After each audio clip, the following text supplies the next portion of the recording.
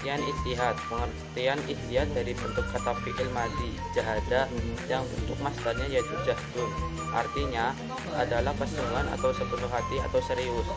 Banyak rumusan yang diberikan mengenai definisi ijtihad menurut istilah, tetapi satu sama lainnya tidak mengandung perbedaan. Diantaranya adalah menurut Imam Al-Syawuni dalam kitabnya Irsadul Al-Fuhuli memberikan definisi badlul wus'i fi naili hukmin syar'i amali bidariqil istimbati, mengerahkan kemampuan dalam memperoleh hukum syar'i yang bersifat amali melalui cara istimbat. Menurut Ibnu Subki memberikan definisi sebagai berikut: istifrahul faqihil wus'a li tahsili dhanni bi hukmi syar'i, pengarahan kemampuan seorang faqih untuk menghasilkan dengan kuat tentang hukum syar'i. Saifuddin Al-Amidi dalam bentuknya Al-Ihkam menyempurnakan dua definisi sebelum dengan penambahan kata bihaitsu ya'sa minal nafsi al-ajzi 'anil mazidi fi, dalam bentuk yang dirinya merasa tidak mampu berbuat lebih daripada itu. Definisi Al-Amidi itu selengkapnya adalah istifrahul wus'i fi talibid dhanni bisai'in minal ahkami asar'iyati bihaitsu ya'sa minan nafsil ajzi 'anil mazidi fi, pengerahan kemampuan dalam memperoleh dugaan kuat untuk sesuatu dari hukum syara dalam bentuk yang dirinya merasa tidak mampu berbuat lebih daripada itu. Dari penganalisis ketiga definisi di atas dan membandingkannya dapat diambil hakikat dari ijtihad itu sebagai berikut. 1. Ijtihad adalah pengerahan daya nalar secara maksimal. 2. Usaha ijtihad dilakukan oleh orang yang telah mencapai derajat tertentu di bidang keilmuan yang disebut faqih. 3. Produk atau yang diperoleh dari usaha ijtihad itu adalah dugaan yang kuat tentang hukum syara yang bersifat amaliyah. 4. Usaha ijtihad ditempuh melalui cara-cara istimbat. Hukum ijtihad. Ijtihad dapat dipandang sebagai salah satu sumber hukum Islam yang baik melalui dalil yang jelas maupun isyarat yang diperintahkan untuk mengembalikan setiap perbedaan pendapat. Hukum-hukum ijtihad. Yang pertama, apabila seorang faqih ditanya tentang hukum suatu kasus yang telah berlaku, sedangkan ia hanya satu-satunya faqih yang dapat melakukannya dan merasa kalau tidak melakukan ijtihad pada saat itu, maka hukum berijtihad bagi faqih tersebut adalah wajib ain. Yang kedua, apabila seorang faqih ditanya tentang suatu hukum, sedangkan ia tetap tidak khawatir akan wujudnya kasus tersebut dari hukum, atau pada waktu itu ada beberapa faqih yang mampu melakukan ijtihadnya, maka hukum berijtihad bagi faqih tersebut adalah fardhu kifayah. Ketiga, apabila keadaan yang ditanyakan faqih tersebut belum terjadi secara praktis, tetapi umat menghendaki ketetapannya untuk mengantisipasi timbul kasusnya tersebut, maka ijtihadnya bagi faqih disebut sunat. Ya, keempat, apabila seseorang yang belum mencapai ijtihadnya atau mujtahidnya, maka disebut dengan haram. Yang kelima, dalam menghadapi suatu kasus yang kenyataannya sudah terjadi dan atau belum terjadi secara jelas baik nas Al-Quran maupun sunnah, dengan kualifikasinya sebagai mujtahid ada beberapa orang, maka hukum berijtihad bagi seorang faqih adalah mubah. Ketiga, perkembangan ijtihad berkembang mengikuti perkembangan zaman. Sebagaimana diketahui sumber hukum pada awal permulaan Islam pada masa Rasulullah SAW, yaitu Al-Quran dan As-Sunnah. Pada masa Rasulullah SAW, ijtihad sudah mulai ada, tetapi masih belum bervariatif. Keadaan yang membuktikan bahwa pada masa Rasulullah SAW, ijtihad mulai ada, yaitu adanya riwayat hadis yang membicarakan tentang kisah pengutus Mu'az bin Jabal ke Yaman. Dalam riwayat tersebut disebutkan bahwa Rasulullah SAW memuji keputusan jawaban Mu'az. Ia menjelaskan metode ijtihad dengan menyebutkan sumber hukum secara berturut-turut. Wewenang untuk berijtihad yang diberikan Rasulullah Shallallahu Alaihi Wasallam kepada sahabatnya itu ternyata berlatar belakang sangat berguna untuk menjawab persoalan-persoalan yang timbul setelah wafatnya beliau. Beberapa contoh ijtihad pada masa sahabat. 1. Ketika Nabi Muhammad SAW baru wafat, timbul masalah siapa yang akan menjadi pemimpin umat pengganti kedudukan beliau. 2. Pada masa Nabi Muhammad SAW masih hidup, bahkan sampai wafatnya beliau, Al-Quran masih belum terkumpul. Dalam rangka menjaga keutuhan Al-Quran dikarenakan banyaknya penghafal Al-Quran yang telah meninggal dunia, maka terlaksanalah pengumpulan Al-Quran.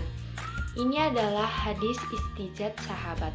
Dalam masa ini terlihat cara mereka melakukan ijtihad mengarah kepada dua bentuk, yaitu 1. Kalangan sahabat yang lebih menggunakan hadis atau sunnah dibandingkan dengan penggunaan ra'yu. Kalangan sahabat ini kemudian berkembang dengan sebutan Madrasah Madinah. 2. Kalangan sahabat yang lebih banyak menggunakan ra'yu dibandingkan dengan menggunakan sunnah. Kalangan sahabat ini kemudian berkembang dengan sebutan Madrasah Kufah. Pada masa ini, para mujtahid lebih menyempurnakan lagi karya ijtihadnya, antara lain dengan cara meletakkan dasar dan prinsip-prinsip pokok dalam berijtihad, yang kemudian disebut ushul. Dengan cara ini, setiap mujtahid dapat menyusun pendapatannya secara sistematis, terinci dan operasional, yang kemudian disebut fikih. Jalan yang ditempuh seorang mujtahid dengan menggunakan ilmu ushul dan metode tertentu untuk menghasilkan suatu pendapatan tentang ilmu. Pada masa ini, para mujtahid lebih menyempurnakan lagi karya ijtihadnya, antara lain dengan cara meletakkan dasar dan prinsip-prinsip pokok dalam berijtihad, yang kemudian disebut ushul. Dengan cara ini, setiap mujtahid dapat menyusun pendapatannya secara sistematis, terinci dan operasional, yang kemudian disebut fikih. Jalan yang ditempuh seorang mujtahid dengan menggunakan ilmu ushul dan metode tertentu untuk menghasilkan suatu pendapatan tentang hukum. Di antara mazhab fikih yang imamnya terkenal yaitu 1. Mazhab Hanifiyah, imamnya Abu Hanifah. 2. Mazhab Malikiyah, imamnya Malik bin Anas. 3. Mazhab Syafi'iyah, imamnya Muhammad bin Idris al-Syafi'i. 4. Mazhab Hanabilah, imamnya Ahmad bin Hanbal.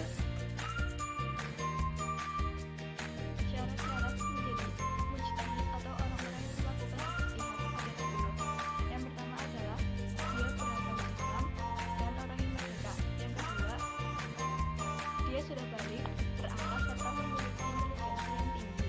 Yang ketiga, mengetahui dalil nakliyah serta kehujahannya. Yang keempat, mengetahui bahasa Arab serta disiplin ilmiah yang berkaitan dengan bahasa, yaitu nahwu, shorof, balaghah serta problematikanya. Hal ini antara lain karena Al-Quran dan Al-Hadis ditulis dalam bahasa Arab. Yang kelima, mengetahui ayat-ayat serta hadis-hadis yang berkaitan dengan hukum meskipun bermanfaat. Yang keenam, mengetahui nasib dan mansukh supaya tidak berpegang pada hadis yang telah dimasak. Yang ketujuh, mengetahui masalah yang disepakati oleh ijma ulama. Ijtihadat tidak boleh bertentangan dengan ijma ulama. Yang kedelapan, mengetahui ilmu usul fikih, karena ilmu ini adalah dasar dan pokok bagi orang yang melakukan ijtihad. Yang kesembilan, mengetahui hadis mutawatir dan hadis ahad, mengetahui asbabun nuzulnya ayat dan mengetahui asbabul wurudnya hadis. Yang terakhir, mengetahui mana yang hadis sahih dan mana yang hadis dhaif. Dalam hal ini, di masa sekarang kita dapat berpegang pada muhadisin atau orang ahli hadis seperti Imam Ahmad bin Hanbal, Imam Muslim, dan Imam Bukhari. Selanjutnya adalah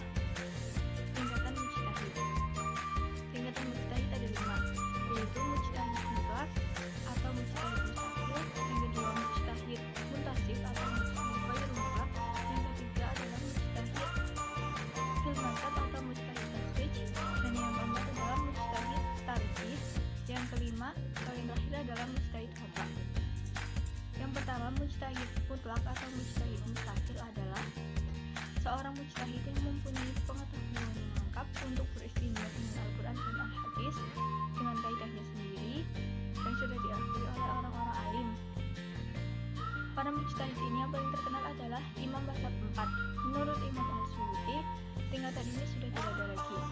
Yang kedua adalah mujtahid muntasib atau mujtahid ghairul mutlaq, yaitu orang yang mempunyai kriteria seperti mujtahid mutlak tetapi tidak memiliki kaidah sendiri, melainkan mengikuti metode dari imam mazhab. Mujtahid ini dapat juga disebut mutlak muntasib, yaitu tidak mustahil, tidak terikat, dan tidak taklid kepada imamnya. Yang ketiga adalah imam fil mazhab, mujtahid fil mazhab atau mujtahid takhrij, yaitu orang-orang yang terikat dengan mazhab imamnya. Dia diberi kebebasan menentukan landasan berdasarkan dalil, tetapi tidak boleh keluar dari kaidah-kaidah yang diikuti yang telah dipakai imamnya. Contohnya adalah Hasan bin Ziyad dari golongan Hanafi. Yang keempat adalah golongan mujtahid tarjih, yaitu mujtahid yang belum sampai pada derajat mujtahid takhrij, tetapi menurut Imam Nawawi dalam kitab Majmu', mujtahid ini sangat fakih, hafal kaidah-kaidah imamnya, hafal dalil-dalilnya, dan mengetahui cara memutuskan hukumnya dan bagaimana cara mencari dalil yang lebih kuat dan lain-lain dibandingkan dengan tingkatan mujtahid di atasnya. Dalam mengetahui kaidah-kaidah imamnya tergolong masih kurang. Contohnya adalah Imam Al-Ghazali. Yang terakhir atau yang kelima adalah mujtahid fatwa, yaitu orang yang hafal kaidah-kaidah imam mazhab, mampu menguasai permasalahan yang sudah jelas atau yang sulit.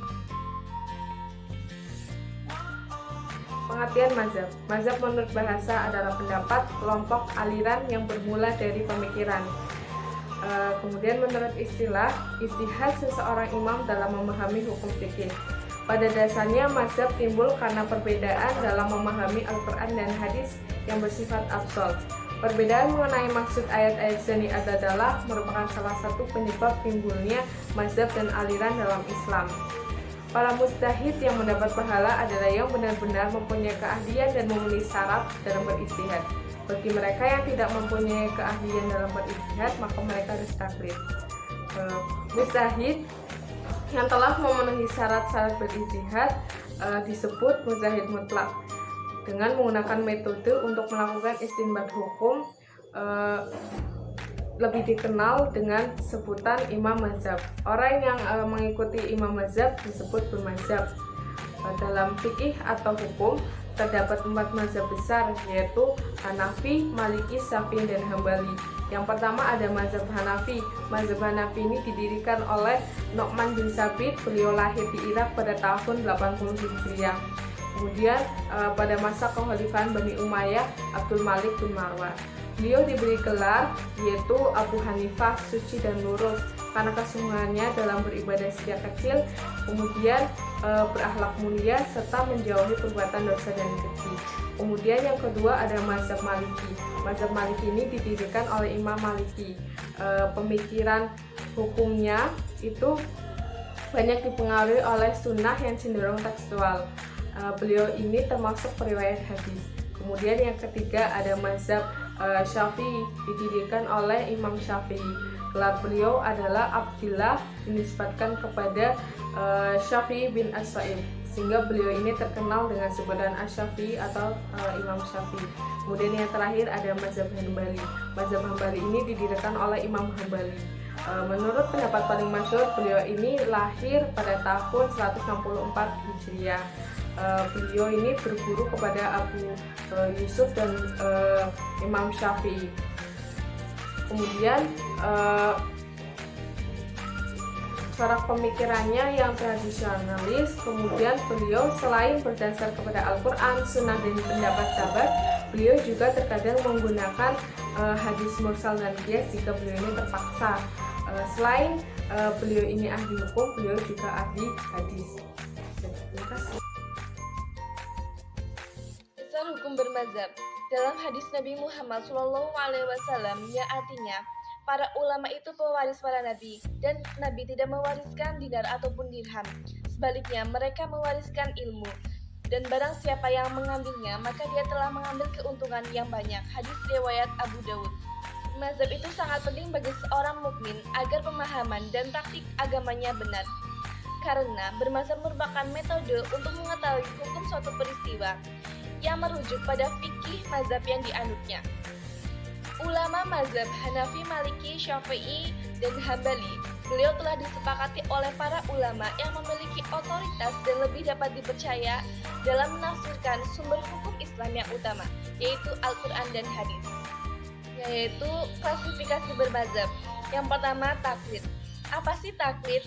Taklid menurut bahasa yaitu mengikuti, membuat tiruan, dan meniru. Dan menurut istilah, menurut Al-Ghazali, qabula qaulin bila hujjah, yang artinya menerima ucapan tanpa hujjah. Selanjutnya, menurut Al-Asnawi dalam kitab Nihayatul Al-Usul mengemukakan definisi at-taqlidu huwal uhudu bi qauli ghairi dalil, yang artinya mengambil perkataan orang lain tanpa dalil. Yang terakhir, menurut Ibnu Subhi dalam kitab Jama'ul Jawami merumuskan definisi at-taqlidu uhdu qauli min ghairi mahrifati dalil. Taklid adalah mengambil suatu perkataan tanpa mengetahui dalil. Penjelasan taklid bisa dihubungkan pula dengan ijtihad dan mujtahid yang telah dijelaskan sebelum ini. Terdapat 3 lapis umat Islam yang sehubungan dengan pelaksanaan hukum Islam atau syara. Yang pertama yaitu mujtahid. Mujtahid yaitu orang yang mempunyai pendapat yang dihasilkan melalui ijtihadnya sendiri dan tidak mengikuti ijtihad lainnya. Yang kedua yaitu muqallid, yaitu orang yang tidak mampu menghasilkan pendapatnya sendiri. Karena itu dia mengikuti pendapat orang lain tanpa mengikuti kekuatan dan dalil dari pendapat yang diikutinya itu. Yang ketiga yaitu muttabi, yaitu orang yang mampu menghasilkan pendapat namun dengan cara mengikuti metode dan petunjuk yang telah dirintis oleh ulama sebelumnya. Bertaklid dan ketentuan taklid. Dalam Al-Quran terdapat ayat-ayat yang melarang seseorang, yaitu umat Islam, untuk ikut-ikutan dalam menjalankan agamanya, yaitu pada Quran surat Al-Baqarah ayat 170 yang menjelaskan bahwa perbuatan taklid dicela oleh Allah Subhanahu wa taala. Ada pula ayat yang mengisyaratkan tidak perlu semua mendalami agama, tetapi cukup sebagian orang saja. Hal ini dijelaskan pada Quran surat At-Taubah ayat 122. Ketentuan bertaklid berdasarkan firman Allah Subhanahu wa taala pada Quran surat An-Nahl ayat 43 menunjukkan bahwa ada isyarat dari Allah Subhanahu wa taala untuk manusia bertaklid. Menurut Al-Hanafi, yang diperbolehkan untuk bertaklid adalah orang awam, orang biasa yang tidak mengerti metode ijtihad. Ia diperbolehkan mengikuti pendapat orang pandai dan mengamalkannya, yaitu pesan-pesan Imam 4 atau Mazahibul Arba'ah. Yang pertama yaitu pesan dari Imam Hanafi. Jika perkataanku menyalahi kitab Allah dan hadis Rasulullah, maka tinggalkanlah perkataanku ini. Selanjutnya, pesan Imam Maliki. Setiap kita semuanya tertolak, kecuali penghuni kubur ini, Nabi Muhammad SAW. Lalu pesan Imam Syafi'i.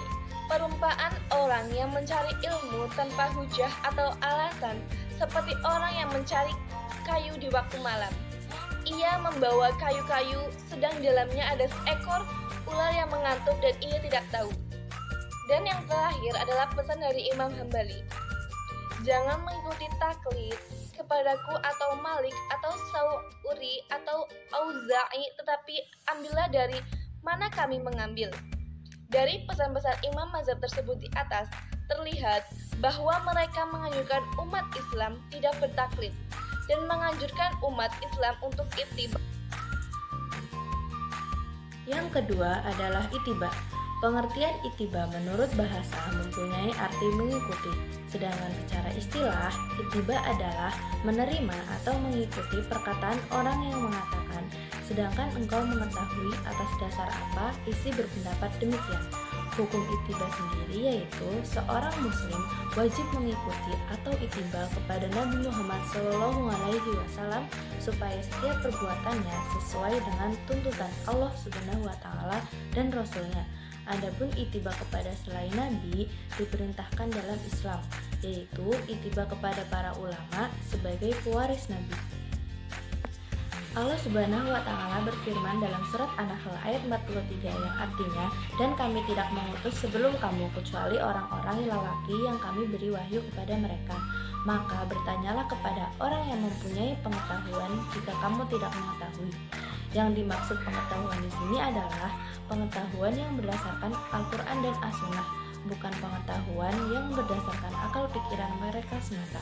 Jadi yang dimaksud dengan orang yang mempunyai pengetahuan adalah orang yang memahami Al-Quran dan As-Sunnah.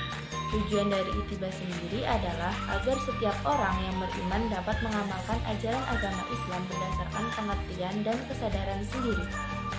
Yang ketiga adalah talfiq. Talfiq berasal dari kata lako yang artinya mempertemukan menjadi satu. Dalam literatur usul fikih sulit ditemukan pembahasan secara jelas tentang definisi talfiq. Namun hampir semua literatur yang membahas tentang talfiq mendefinisikan dengan beralihnya orang yang meminta fatwa kepada imam mujtahid lain dalam masalah lain. Yang selanjutnya adalah hukum talfiq. Para ulama memperbincangkan masalah hukum talfiq tersebut. Tentunya masalah ini tidak menjadi bahan perbincangan bagi kalangan ulama yang tidak mengharuskan seseorang untuk mengikatkan dirinya kepada satu mazhab atau kepada orang mujtahid tertentu. Demikian juga bagi kalangan ulama yang mengharuskan bermazhab dan tidak boleh berpindah mazhab.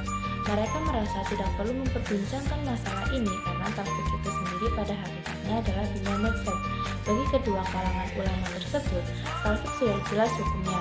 Karena itu, perbincangan tentang talfiq itu muncul di kalangan ulama yang membolehkan berpindah mazhab dalam masalah tertentu. Yang terakhir adalah syarat-syarat dalam bertalfiq. Persyaratan dalam bertalfiq itu adalah A. Pendapat yang dikemukakan oleh mazhab lain itu dinilainya lebih bersikap hati-hati dalam menjalankan agama. Yang kedua, dalil dari pendapat yang dikemukakan mazhab itu dinilainya kuat dan rajih.